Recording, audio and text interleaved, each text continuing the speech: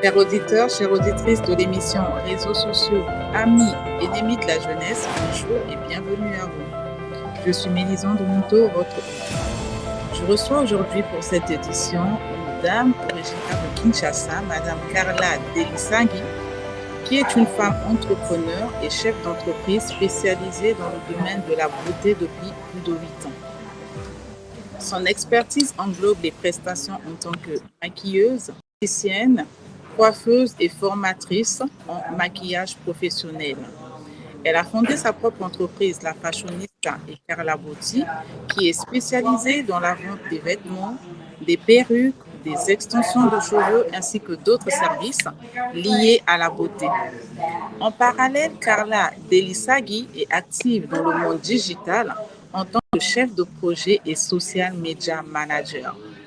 À ce jour, elle cumule une expérience professionnelle de 5 ans. Ses compétences s'étendent de la gestion de projet à la stratégie sur les médias sociaux. Sa passion s'étend à divers domaines tels que la mode, la beauté, la communication digitale, le cinéma et l'enseignement. Alors, j'espère avoir dit l'essentiel sur la présentation de Carla Delisangui. Toutefois, si j'ai omis de dire certaines choses, Carla nous le dira dans son entrée. Bonjour Carla et bienvenue à cette édition. Bonjour, Madame Mélissandre. Comment allez-vous? Ouais, je me porte très bien et vous-même? Très bien, merci. Nous sommes très honorés que vous ayez répondu présente à notre invitation, car je sais qu'avec vos occupations en tant que chef d'entreprise et vos multiples champs d'action, vous êtes une femme très occupée et donc je tenais vraiment à vous remercier d'avoir accepté de contribuer à cette édition dont l'objectif est l'éducation et l'épanouissement de la jeunesse. Le plaisir est partagé. Ok, mais donc sans plus tarder, je m'en vais vous poser votre première question, d'accord? Alors Carla, comment est-ce que les réseaux sociaux ont-ils influencé votre carrière de maquilleuse professionnelle et bien sûr la manière dont vous atteignez votre audience? Je dirais que les réseaux sociaux ont influencé aussi énormément dans l'audience de mes pages. Parce que dès lors que j'ai d'abord commencé sur les plateformes. Je n'ai pas directement lancé du genre ouvrir une boutique physique. Non, non, non. J'ai commencé par les réseaux sociaux, donc créer une page Facebook, un compte Instagram que j'ai rendu professionnel. Ensuite, je me suis créé une charte graphique grâce à un ami à moi qui est designer. Et j'ai enfin eu mon logo, ce qui faisait une identité visuelle pour mon entreprise. Et ensuite, c'est par là que j'ai commencé à poster les images de ce que je faisais. C'était plus d'abord le maquillage, la vente des vêtements en ligne. Et je commençais à poster, à avoir des commandes. Et c'est comme ça que je commençais à me faire connaître. Donc, je dirais que les réseaux sociaux, ça a vraiment été le premier pas pour moi pour me lancer dans l'entrepreneuriat. Et ça a impacté positivement parce que c'est à partir des réseaux sociaux que j'ai pu quand même me faire connaître et que je prenais des commandes de personnes que je ne connaissais pas. Dès lors qu'ils étaient satisfaits du service, ils revenaient et me contactaient jusqu'à ce que voilà, j'ai fait grandir mon entreprise. Très bien, franchement, c'est très inspirant. On voit que c'est parti d'une idée, d'un projet et ensuite vous êtes passé au lancement sur les réseaux sociaux. Exactement. C'est très intéressant. Ok, alors pouvez-vous nous partager une expérience où les médias sociaux ont joué un rôle clé dans le développement de votre portefeuille professionnel ou dans l'établissement, je vais dire, de partenariats avec d'autres professionnels dans votre corps de métier? Je n'ai pas eu de partenariat comme tel, mais ce dont je me souviens, c'est que dans mes premiers pas, en tout cas dans mes débuts en tant que maquilleuse, je voulais me faire connaître. Et pour moi, me faire connaître, c'était de vouloir travailler avec des marques connues. Et j'ai eu à travailler avec la marque Indelible, avec qui je travaille toujours jusqu'aujourd'hui, qui est une marque congolaise créée en Afrique du Sud. Et c'était plutôt un partenariat gagnant-gagnant où je représente la marque, je revends les produits, toujours au même prix que le distributeur. Et après, je ne rajoute pas d'intérêt, je fais la publicité, je vends et ensuite j'ai des pourcentages. C'était un partenariat bénéfique. Pourquoi? Parce que les clients qui venaient chez Indelible, facilement, ils pouvaient également venir chez moi. dès lors qu'ils venaient acheter du maquillage, ils pouvaient aussi se faire maquiller chez moi. Et j'ai commencé à contracter des clients, des invitations grâce à ce partenariat-là, qui m'ont encore apporté un autre partenariat, toujours avec des marques congolaises. J'ai plus travaillé avec des marques congolaises, en fait.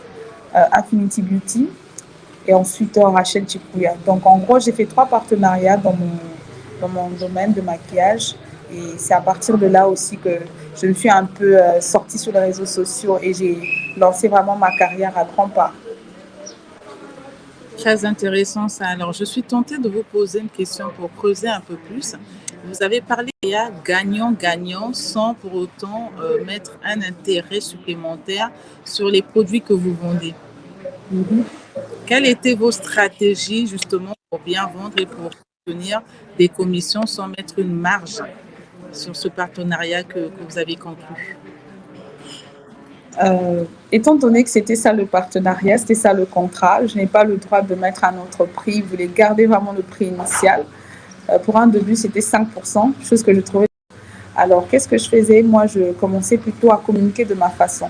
Étant donné que je suis aussi dans la communication, donc je sais attirer la clientèle, je sais convaincre les clients, je cherchais vraiment à liquider le stock rapidement, plus que les autres distributeurs, je peux dire, parce que je n'étais pas la seule maquilleuse avec qui travailler. Donc, la marque Indelible travaillait au moins avec 4 à 5 maquilleuses. Et sachant que j'atteignais le plus grand quota, je suis vite passée à 10%. Et sachant que c'était du gagnant-gagnant, mais sans un intérêt dessus, moi, ce que je faisais, c'est que je trouvais des stratégies pour vendre encore plus. C'est-à-dire que je trouvais des photos que je faisais moi-même, je personnalisais, des montages vidéo, je postais tous les jours. J'avais toujours des légendes qui accompagnaient pour vendre le produit. Et ensuite, le produit commençait à se faire connaître. Et derrière ce produit-là, j'ai gagné maintenant des nouveaux clients pour le maquillage. Merci beaucoup pour ces stratégies. Alors, quel conseil donneriez-vous aux jeunes passionnés de maquillage qui aspirent à construire une présence professionnelle sur les réseaux sociaux, bien sûr en se basant sur sur vos propres succès en fait dans ce domaine? Alors, pour ces maquilleuses-là, je dirais d'abord de commencer par se former, parce que ça, c'est une chose très importante. Aujourd'hui, il y a une très grande concurrence. Et lorsque vous ne vous formez pas, vous ne voulez pas devenir professionnel, vous restez au même niveau. Il faut toujours chercher à évoluer dans la vie et aussi d'être persévérante, parce que ce n'est pas tout le monde qui va apprécier votre touche au début. Ce n'est pas tout le monde qui va accepter votre projet. Moi, je m'en souviens quand je me suis lancée dans le maquillage, j'étais encore à l'école, j'avais 16 ans quand je commençais à maquiller mes amis qui venaient à l'école. Et mes parents n'étaient pas pour. Eux, ils me voyaient vraiment une dame du bureau, là. Ils se disaient que ce sont des petits commerces qu'il ne faut pas faire, que ça dénigrait. Et après, moi, je les ai dit non, mais c'est un gagne-pain. C'est quelque chose que je peux faire à côté. Et une fois que j'aurai mon diplôme, je vais commencer l'université. J'ai commencé l'université aussi, mais en même temps, j'étudiais, je me maquillais. Donc, c'était comme un petit business à côté. Mes parents n'étaient pas pour, mais j'ai persévéré jusqu'à ce que ça produisait, ils ont commencé à trouver ça intéressant. Aujourd'hui, ce sont mes parents qui me demandent même d'aller encore me former plus. Quand ils voient un livre sur le maquillage, ils m'achètent ça. Donc vraiment beaucoup de persévérance, se former, la persévérance, la prière aussi. Ça, il ne faut jamais oublier parce que c'est Dieu qui met le talent en nous et c'est Dieu également qui ouvre les portes de succès pour nous. Et aussi avoir des très bonnes stratégies pour savoir s'imposer dans ce domaine parce qu'il y a beaucoup de maquilleuses maintenant. Alors, il faut savoir faire des prises de vie, des prises de vidéos, savoir comment communiquer sur les réseaux sociaux, être un peu partout. Vous êtes sur les réseaux sociaux, mais vous êtes également dynamique sur d'autres plateformes.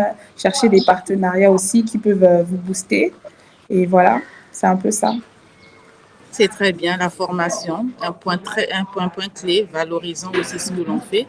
C'est parti d'une passion, la persévérance. Vous avez porté un accent sur ça parce que justement, oui, certains parents pensent qu'il y a des métiers qui sont discréditants, mais aujourd'hui, vous avez persévéré, vous êtes formé, vous avez évolué et je pense que ça, c'est un atout aussi pour certains jeunes qui sont passionnés de maquillage par rapport à ces conseils que vous donnez pour que ça leur permette de voir comment est-ce qu'ils peuvent s'orienter, persévérer. Vous avez cru en votre projet, vous avez cru en votre vision et aujourd'hui, vos parents vous accompagnent, vous soutiennent et je pense que c'est vraiment un modèle à suivre. Merci beaucoup pour cette réponse. Alors, en tant que maquilleuse professionnelle, comment gérez-vous les commentaires et les critiques sur les réseaux sociaux? Alors, je vais marquer un point sur ça parce que les commentaires positifs encore, je veux dire, ça motive, ça donne plus de confiance, plus d'assurance. Mais là, je voudrais vraiment porter un accent sur les commentaires un peu négatifs, discréditants. Comment est-ce que vous, avec votre corps de métier, vous arrivez à gérer cela? Je dirais que je supprime les commentaires en tout cas. Je le dis hautement parce que dans la communication, les gens s'influencent et les commentaires négatifs influencent les gens. Les commentaires positifs, c'est vrai, ça fait beaucoup plaisir et ça motive encore plus. Mais au début, moi, quand je voyais des commentaires négatifs, j'ai pas eu à avoir des commentaires négatifs comme tels dans mes prestations, mais c'était plus dans mes formations. Lorsque j'ai lancé mes formations, j'ai commencé à 100 $. Pour mes parents, c'était un montant exorbitant. Alors que moi, je voyais le niveau de la masterclass que je voulais ramener les gens. Donc, ma cible, c'était des gens qui peuvent payer 100 $. Et sachant que je suis intellectuelle et que j'ai fait des études, alors j'ai voulu faire des études aussi pour attirer mes prospects d'une certaine classe sociale qui peuvent payer 100 $. Mais c'était quelque chose de assez simple, mais assez difficile aussi à la fois. C'est simple de dire, ouais, 100 $, venez 2 semaines de formation. Mais ce n'est pas aussi simple pour quelqu'un de venir donner 100 $ pour une formation alors qu'on ne te connaît pas. On ne sait pas si tu vas bien nous enseigner. Et sachant bien aussi que le pouvoir d'achat au Congo est un peu faible. Donc, c'était vraiment le premier tracas que j'ai eu dans ma vie dans le domaine de la beauté. Et j'ai eu pas mal de critiques quand j'ai lancé la première masterclass avec les affiches. Je m'en souviens, la première masterclass, en tout cas, elle était quand même bonne. Je dirais qu'elle était bonne déjà pour un début parce que j'avais atteint 30 personnes pour la première fois, ce qui fait un chiffre de 3 000 $. Même moi-même, j'étais surpris à la fin. Et deuxième lancement, il y avait des critiques, il y avait des gens qui venaient demander 100 $ pour 2 semaines. Vous êtes malade ou quoi? 100 $, c'est trop ça, 2 semaines. Certains vont me lâcher des commentaires du genre, hé, je ne viendrai pas, c'est de la merde ça. Et après, j'avais très mal. Au début, je répondais, c'est ce que je faisais. Je voulais maintenant convaincre aux gens que non, voilà, ça vaut la peine, venez avec vos 100 $. Mais il y avait des gens qui continuaient, ça devenait comme une discussion. Donc, je réponds en commentaire, la personne revient encore, non, mais même si c'est 100 $, vous exagérez, non, non, non, là, je ne viens pas. Et moi, j'essaie de convaincre la personne, je me dis, mais on ne convainc pas un client en commentaire, on les convainc inbox. Alors, ce n'est pas professionnel de mon côté. Qu'est-ce que je fais? Je supprime les commentaires indésirables. Pourquoi? Parce que ça influence aussi les autres. Il y avait de ceux-là qui venaient, ils ont l'envie de participer, mais quand ils voient des commentaires négatifs, ils s'abstiennent. Et donc, je me suis dit, je ne peux pas répondre aux commentaires visuellement comme ça devant tout le monde. Je réponds en e-box. Et donc, d'après ma stratégie, lorsque j'ai des commentaires indésirables, je les supprime. Certains, je peux laisser si ce n'est pas assez influençant. Mais je préfère supprimer parce que je pense que dans la communication, il faut toujours vouloir garder une bonne image dans la vitrine. Lorsque les gens viennent et ils voient des commentaires négatifs, ils peuvent toujours être influencés. Et moi, je préfère supprimer en tout cas. Et ça nous a pas, en fait, ça n'a pas affecté votre approche de travail et votre confiance en vous? Je dirais que ça m'a affecté. Ça marque également dans tout ce que l'on fait, mais déterminé. Et puis, je me suis dit, bon, dans la vie, il ne manquera pas de mauvais commentaires, il ne manquera pas de ce genre de choses, les critiques. Ça existe, mais il faut s'y faire. D'accord. Et votre atout, je pense, c'est la prière aussi, parce que vous en avez parlé en amont. Le fait que vous soyez dans la prière aussi vous permet en fait de ne pas juger ces comportements critiques, mais de plutôt les prendre dans le sens de, on va dire, d'une évolution vis-à-vis de vous. Exactement. Dans le sens où c'est une critique peut-être des personnes qui ne vous connaissent pas ou encore de celles qui vous connaissent mais qui ne valorisent pas encore votre travail. Et je pense que oui, en parlant de la prière tout à l'heure, c'est un atout et je suis de... Oui, exactement. La prière aussi est un atout. Mais je dirais que c'est pas que si tu pries et puis les gens vont pas lâcher des sales commentaires. Donc ça ne manquera pas. Mais seulement par là, la prière intervient dans le sens où la prière est là pour nous calmer. La prière est là pour nous apaiser, nous donner le contrôle de soi.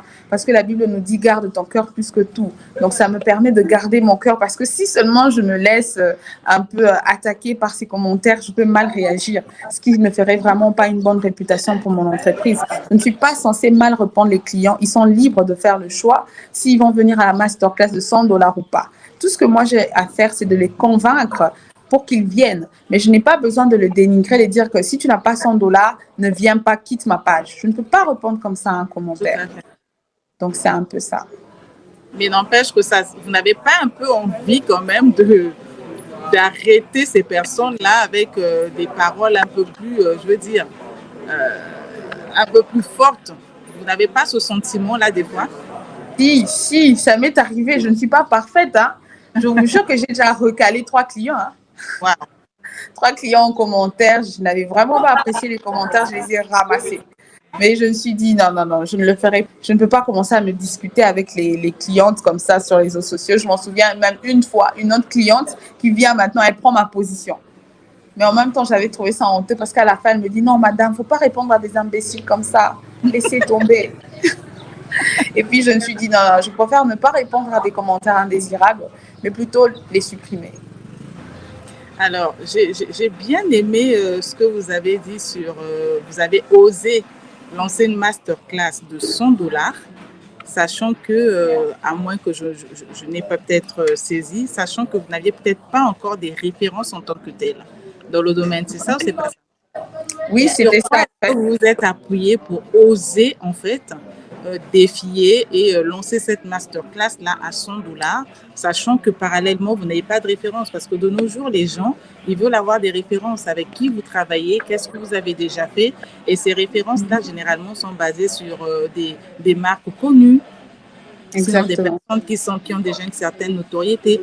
Vous, quelle a été votre stratégie, parce que vous avez quand même eu, vous avez dit 30 personnes, c'est ça? Oui, 30 personnes. C'est énorme pour une... Ouais, pour une première édition, je dirais que c'était un succès parce que même ma famille ne s'y attendait pas. Mais en même temps, ça me faisait peur parce que je me disais, c'est ma première fois de lancer une masterclass. Mais je voyais que les masterclass étaient vraiment demandées.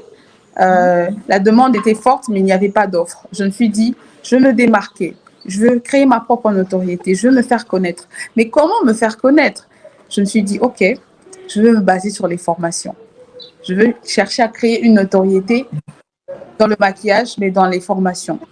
Et c'est comme ça que j'ai commencé avec les formations. J'ai lancé la première édition, la deuxième, la troisième, la quatrième. Aujourd'hui, je suis à la 6e édition, si je ne me trompe pas. Ok, ben c'est super ça. Alors, pour les passionnés de maquillage qui nous suivent sur cette émission, les jeunes surtout, je vous encourage à contacter Carla. Elle va nous donner ses coordonnées juste à la fin de l'émission. Donc, restez jusqu'à la fin pour avoir les coordonnées de Carla. Et ensuite, je pense qu'avec les formations qu'elle fait, avec peut-être le peu que vous avez déjà, elle peut vous accompagner, elle peut vous coacher parce que c'est réellement une professionnelle. Je l'ai vu de moi-même. Elle fait des choses à Kinshasa, donc je sais de quoi elle parle et je crois qu'elle peut vraiment être une force d'accompagnement pour vous. Alors, Carla. Et bientôt même, je viendrai aussi à Congo-Brazzaville, donc très bientôt là. Et c'est très bien, je pense qu'on pourra communiquer sur nos différentes plateformes pour que les jeunes qui suivent cette émission, qui vont être intéressés par ce que vous faites, vous contactent et puis participent à ces masterclass que vous allez donner, parce qu'il n'y a pas que le maquillage, je pense. Vous avez parlé de l'esthétique aussi. Exactement. De la partie esthétique. Donc, je ne sais pas si votre masterclass va englober tout ça. Généralement, je fais des masterclass en maquillage, mais ça arrive que j'associe un peu avec la coiffure, étant donné que je maîtrise bien la coiffure. Tout ce qui est pose lace, customisation, confection perruque et des soins de la peau aussi, vu que je me connais un peu en esthétique. C'est un peu ça. Super, et donc ça c'est une bonne opportunité et j'espère qu'on aura toutes les informations bien avant pour permettre à notre audience, à notre jeune audience de bien vouloir participer. Et ça, pour ça, je pense que ça demande un temps de communication et donc on compte sur Carla pour nous informer à temps calendrier pour que nous fassions le relais sur nos différentes plateformes suite à cette masterclass. Alors, Carla, pouvez-vous identifier des tendances actuelles dans le domaine du maquillage qui ont été amplifiées ou influencées par les réseaux sociaux? Et bien sûr, comment vous les intégrez dans votre propre travail créatif? C'est vrai que vous avez parlé de formation, c'est vrai que vous avez parlé d'évolution, mais nous savons que le domaine dans lequel vous êtes, il y a beaucoup d'évolution. Et ça va très très vite. Comment est-ce que vous faites pour en fait les amplifier et pour les intégrer dans votre travail créatif au quotidien? Eh ben, je dirais que dans la vie professionnelle, il faut toujours vouloir s'améliorer, au fait. Il faut avancer selon la technologie. De nos jours, le crayon, il devient de plus en plus simple, de plus en plus naturel et il faut s'adapter. Qu'est-ce que moi je fais? Ce que moi je fais, c'est que je regarde tout ce qui passe sur les réseaux sociaux, mais je copie pas tout. Parce que j'ai un certain style dans le maquillage et j'ai une vision. Comme je le dis, chaque entreprise a une vision, a un ADN. Et j'aime pas que lorsqu'on voit Carla Beauty, on dit Carla Beauty fait comme tout le monde. Il faut qu'on dise qu'elle a une touche différente. Alors, je me différenciais des autres maquilleuses en apportant ma propre touche. Mais vu que la tendance évolue, la technologie évolue, il y a des styles maintenant de crayon qui est différent, il faut vouloir s'adapter. Et s'il y a des clients qui en veulent, eh bien, je le fais. Ce qui n'est pas bon pour moi, je ne le prends pas, mais je garde ce qui est bon pour moi. À moins que le client veuille que je lui fasse une certaine réalisation qui lui plaît, bah, puisque je dois satisfaire le besoin du client, je le fais.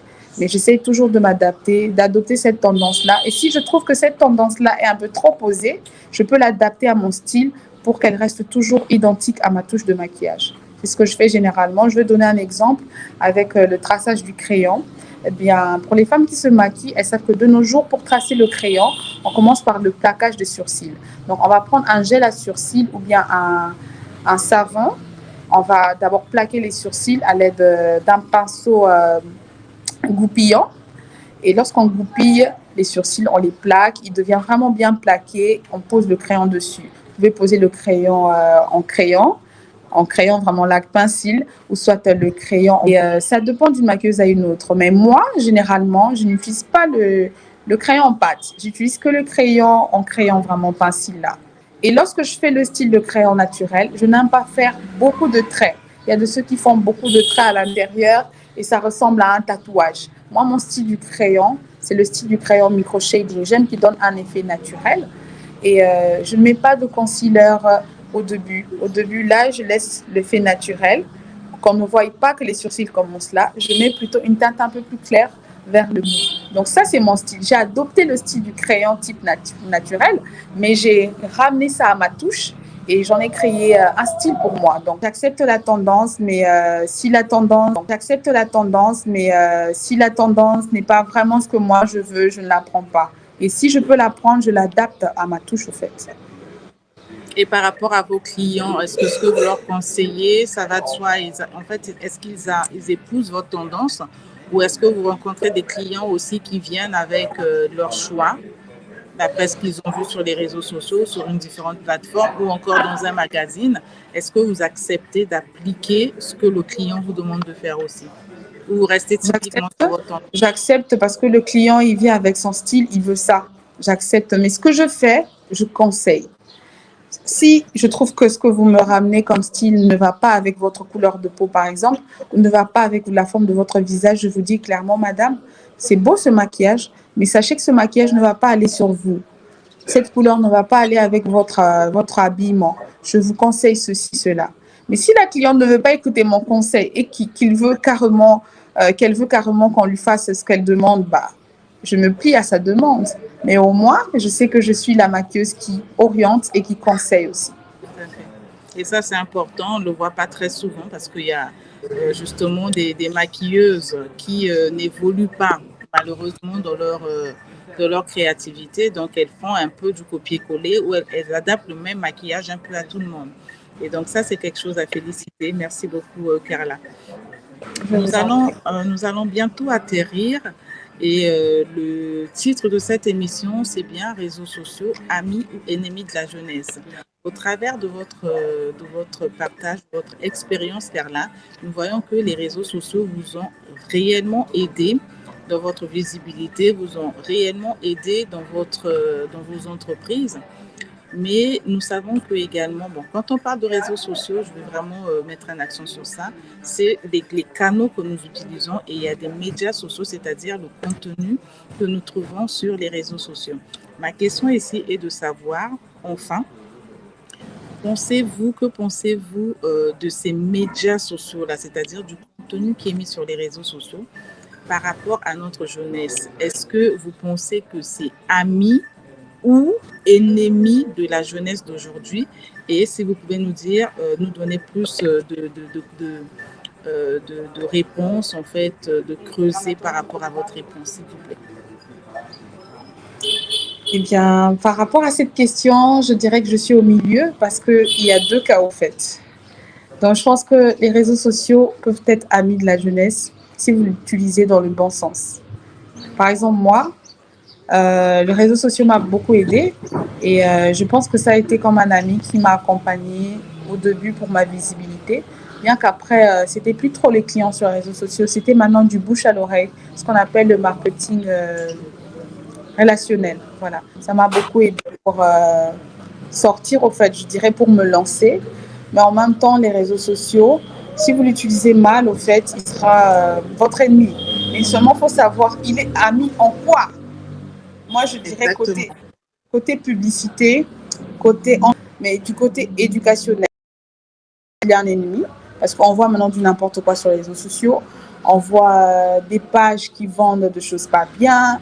On voit des pages, des comptes qui sont là que pour critiquer des artistes. Quelle valeur on enseigne aux gens? Quelle valeur on enseigne à la jeunesse congolaise? Vous verrez toute une page qui sont là juste pour donner des actualités sur la vie des stars ou bien des influenceurs, critiquer, dire du n'importe quoi. Moi, je ne dirais pas qu'ils sont amis de la jeunesse parce que vous cultivez des anti-valeurs au fait. Donc, il faut savoir juste que les réseaux sociaux est amis en quoi? Dans certains domaines, je dirais qu'ils sont amis. Mais dans certains, je dirais dans d'autres, je dirais qu'ils ne sont pas amis, ils sont plutôt ennemis. Donc, ils sont entre les deux pour moi. Merci beaucoup, Carla, pour cette réponse. Alors, Carla, si vous pouvez nous donner des contacts, parce qu'il y a beaucoup de jeunes qui suivent cette émission, qui vont également suivre. Et nous savons qu'aujourd'hui, les jeunes sont friands du métier à la main. Donc, tout ce qui est anglerie, make-up, les jeunes sont friands de ça. Il y en a qui en font leur passion. Et je pense qu'avec ce que vous venez de partager ici, il y aura plein de jeunes qui voudront certainement vous contacter. Alors, comment est-ce qu'on peut vous contacter? Un numéro WhatsApp, les réseaux sociaux sur lesquels vous êtes, les plateformes sur lesquelles on peut aussi vous suivre. Si vous pouvez nous les donner et on les mettra en même temps en description sur nos pages. Ok, bon, pour me contacter, vous pouvez me contacter via mon numéro WhatsApp. Il passe également en appel. C'est le 090 31 77 579. Et également sur mon adresse mail pour des collaborations et partenariats, carla1808delisangui@gmail.com. D'accord. Voilà. Et sur quelle plateforme vous êtes présente sur les réseaux sociaux? Je suis plus sur Instagram, en tant que Carla Delisangui aussi. Instagram. Mais j'utilise les réseaux sociaux, Snapchat, TikTok, Facebook, mais je suis plus sur Instagram en fait. Plus sur Instagram. Et en tant que, au début, je pense, de votre biographie, vous êtes social media manager aussi. Comment est-ce que vous pouvez accompagner, comment est-ce que vous pouvez accompagner les jeunes dans ce domaine-là? Bon, en tant que social media manager, déjà, c'est celui qui manage les réseaux sociaux. Donc, c'est le senior d'un community manager. Un community manager aujourd'hui, c'est vraiment à la mode. C'est un métier qui est sorti en ampleur ces temps-ci. Donc, c'est celui-là qui est là pour gérer la communauté sur les réseaux sociaux. Donc, créer du contenu, créer de l'influence. Et je pense que pour être entrepreneur, pour tous les entrepreneurs en tout cas, il faut avoir ce côté-là un peu créatif, ce côté digital-là, qui est très important. Peu importe le domaine que vous faites, mais du moins, vous savez au moins gérer vos propres pages. Vous savez au moins interagir, vous savez au moins comment publier, vous savez au moins mettre des posts qui vont avec votre identité. Je conseillerais plutôt aux jeunes, en tout cas, d'apprendre un peu plus sur les médias parce qu'aujourd'hui, on ne communique pas seulement comme ça pour communiquer. C'est toute une étude, au fait. C'est toute une étude qu'on en fait maintenant un travail. Donc, il y a des cours en management, digital et tout le reste sur Internet. Vous pouvez faire des cours sur LinkedIn, ainsi de suite. Et si vous avez l'occasion, en tout cas, apprenez, posez des questions même autour de vous Tout comme vous pouvez m'écrire, hein, je peux toujours vous donner quelques, quelques slides avec des contenus qui vont vous aider. Voilà, ça vous aidera énormément dans votre business. En tout cas, merci beaucoup. Merci à Carla Delisaki nous avoir partagé tout ce contenu qui, j'espère, aidera la jeunesse. Vous savez comment contacter Carla en cas de besoin. Et pour les jeunes d'aujourd'hui, nous savons que les réseaux sociaux, les médias sociaux, c'est-à-dire le contenu que vous voyez sur les réseaux sociaux, il y en a de bons, comme a su le dire Carla. Il y en a également des mauvais. Donc, c'est à vous de savoir, chers jeunes, c'est à vous de savoir quel est le choix, quelles sont les décisions que vous allez prendre pour votre avenir. Parce que vous savez que ce que vous suivez aujourd'hui impacte votre avenir, impacte vos choix, impacte vos décisions.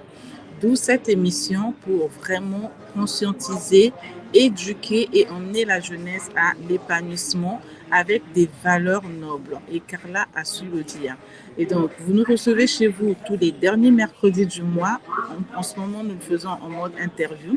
Et pour toutes les personnes qui nous suivent, parce qu'il n'y a pas que les jeunes qui suivent cette émission, vous êtes parents, vous êtes éducateurs, vous êtes professionnels de l'éducation, veuillez nous contacter. Toutes nos coordonnées sont mises en barre de description pour participer à cette émission parce que nous savons que ce que vous allez apporter aideront les jeunes à se prendre en main, à se remettre en question sur les choix qu'ils font au travers des réseaux sociaux, à travers des influenceurs, à travers de ceux qu'ils suivent.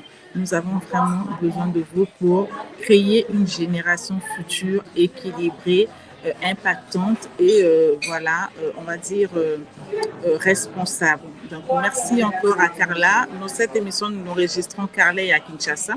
Donc ça aussi, c'est un moyen, un ami des réseaux sociaux. Carla étant en RDC, je suis à Casablanca et au travers de cette plateforme que nous avons, de ces réseaux sociaux, nous avons pu enregistrer l'émission pour vous apporter ce contenu qui, je le redis encore, j'espère vous aidera et vous fera du bien. En tout cas, Carla, un mot pour la fin. Nous allons atterrir dans cette émission.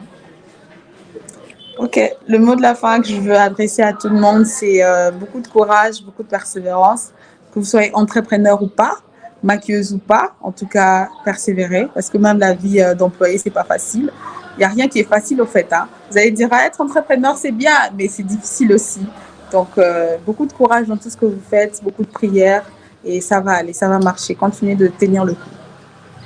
Ça va marcher, courage, persévérer, c'est le mot de la fin de Carla. En tout cas, merci encore de nous avoir suivis depuis chez vous. Nous vous disons à très bientôt pour une nouvelle édition de Réseaux sociaux, amis ou ennemis de la jeunesse. Au revoir.